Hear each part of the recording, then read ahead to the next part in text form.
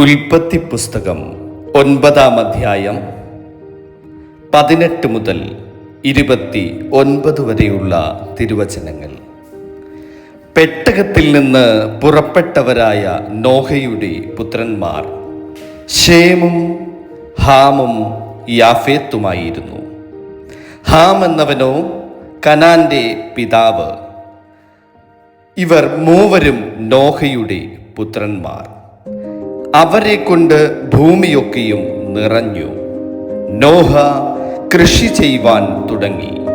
ഒരു മുന്തിരിത്തോട്ടം നട്ടുണ്ടാക്കി. അവൻ അതിലെ വീഞ്ഞു കുടിച്ച് ലഹരി പിടിച്ച് തൻ്റെ കൂടാരത്തിൽ വസ്ത്രം നീങ്ങിക്കിടന്നു. കനാന്റെ പിതാവായ ഹാം പിതാവിൻ്റെ നഗ്നത കണ്ട് വെളിയിൽ ചെന്ന് തൻ്റെ 2 സഹോദരന്മാരെയും അറിയിച്ചു.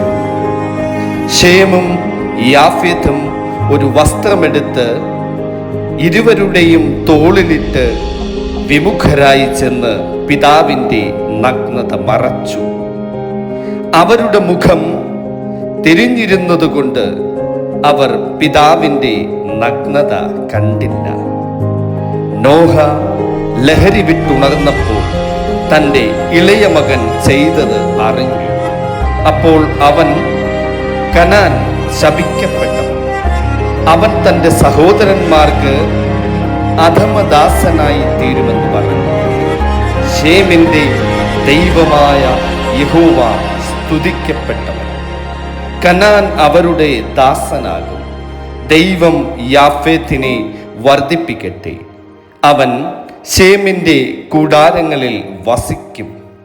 കനാൻ അവരുടെ ദാസനാകും എന്ന് പറഞ്ഞു.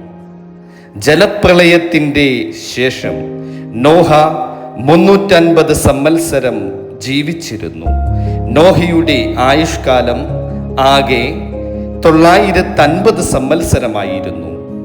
പിന്നെ അവൻ മരിച്ചു.